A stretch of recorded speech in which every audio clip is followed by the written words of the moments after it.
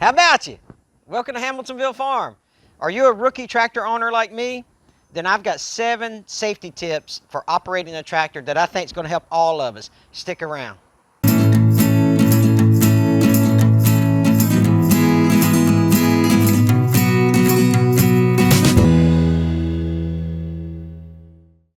The first tip I want to talk about is dress appropriately. So this will be tip number 1. If you're going to operate a tractor, you need to dress appropriately. And what I mean by dress appropriately is to make sure that you have some personal protective equipment, PPE some people call it, such as these earphones or headphones. These are work tunes from 3M. You can get these are Bluetooth, so I can listen to my my music on my phone while I'm operating my tractor. It kind of helps the day go by, and it helps protect my hearing. So these work tunes. Some of these things I talk about in this video, I'll have an Amazon link below, and you can go straight to Amazon and purchase these if you want to. Again, you'll pay the same price as if you don't use my link.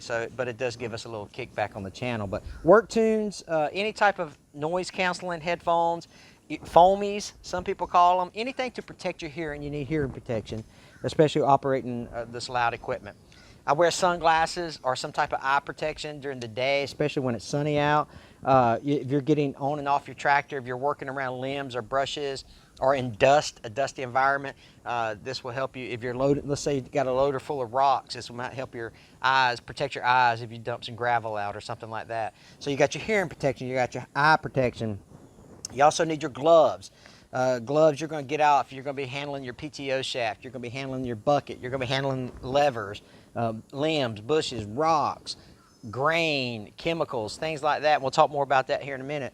So gloves are super, super important. A high quality pair of gloves. These are deer hide gloves. I love them. I think I got them at Tractor Supply, maybe Rural King, I'm not sure. One of those 2 places, because I shop those 2 places a lot. So that's number 1. Make sure that you're dressed appropriately from your head to your toes, to include long pants when you're wearing, and good foot protection as far as like an over the ankle type boot or something like that, or steel toe boots if you're going to be working in an environment where you may drop something on your toes. Dress appropriately, that's step 1. What's step 2? Let's get to it. So tip number 2 for operating your tractor safely is an obvious choice. It's your seat belt. Make sure you always wear your seat belt. So number 2 tip is obviously your seat belt, right? That's the obvious choice. You use your seat belt coupled with your rollover protection system. You simply put your seat belt over your waist and it secures you to the seat while you're operating the tractor. Your seat belt needs to be worn, especially if you're going to be bush hogging a place that you're not familiar with. You should go out and you should walk that area to make sure there's no sinkholes or anything like that, because you know if you're going to operate on an incline, that's a given because you can see it.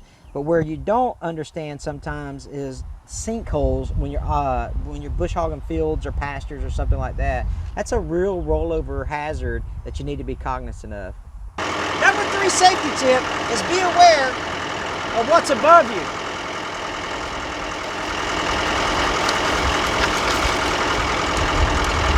That could have easily been a power line or a bigger limb. So if you're driving a canopy tractor or a cab tractor, you need to be aware of what is above you. You know, if you're going to be doing food plots out deep in the woods or something like that, because a lot of us small farm, hobby farmer type people like to make food plots for deer season, and we do it in the woods. So make sure that you're aware that your canopy doesn't get caught. This is a RHINOHIDE canopy, the easy on, easy off model.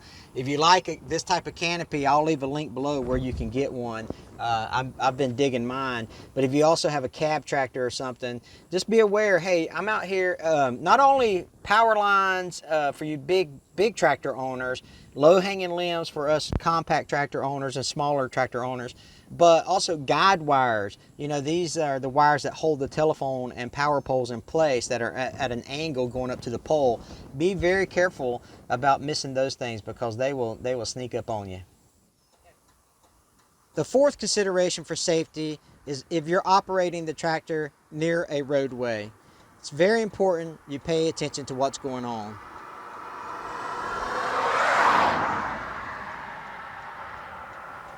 You need to understand all your state and local laws that govern tractors on roadways. Make sure you turn your flashers on. Make sure your slow moving vehicle indicator is prominently displayed. because the last thing you want to do is get run over by someone who's going a lot faster than you are. In America, you have to check your state and local laws. If you're watching this video from a different country, then check the laws that are applicable in your country to see if you can even operate a tractor on a roadway. A lot of us have to transport the tractor from field to field operating on roadways, so just be careful when you take your tractor on the pavement.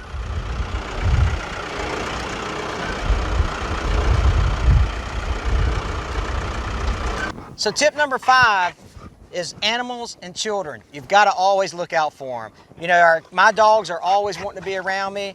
Kids are always wanting to be around, see what daddy's doing, see what grandpa's doing. You know, so it's important that you always understand where the kids are and where the animals are, because you definitely don't want to run over any of them. That would be bad stuff. So just be real aware of where your pets and your kids are.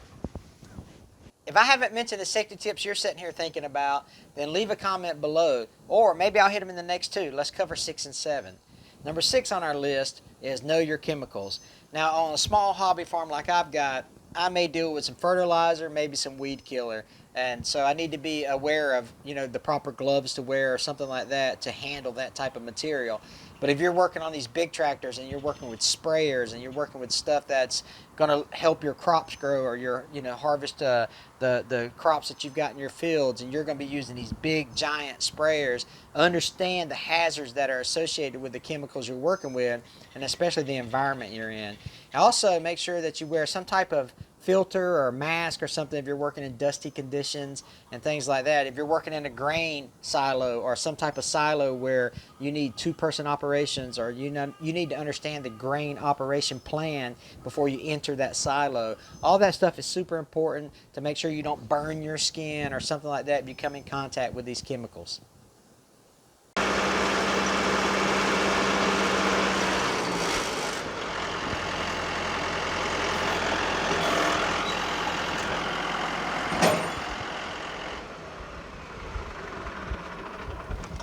The last step you need to think about for safety considerations, know when you need to take a break. One of the things that can creep up on you without you knowing it is fatigue, dehydration, sunburn, and things of that nature.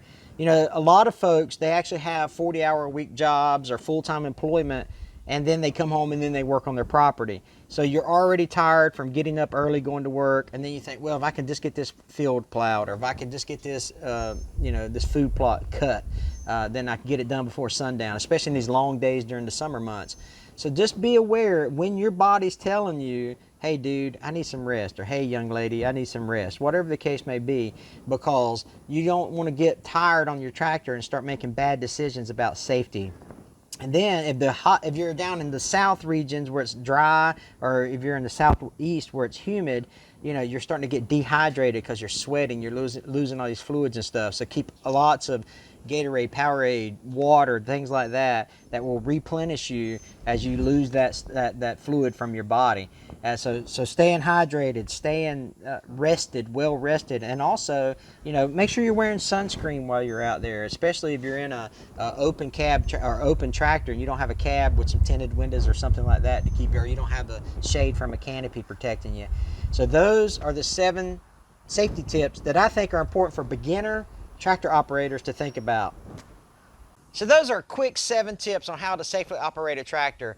Obviously, like I said earlier, those are not the only 7 tips. And again, the ones you can think of, please leave the comment below. And it just makes us better as a community of tractor operators. And so, you know, if you're thinking, well, he didn't mention this or he didn't mention that, we'll put it below so we can all read it. You're watching it from your mobile device or you're watching it from your desktop and you're thinking that kind of thought, hey, slap it in there. It's not going to cost you anything but a little bit of time, and it's going to help us all get better as tractor operators. We'd also like for you to hit that red subscribe button below this video.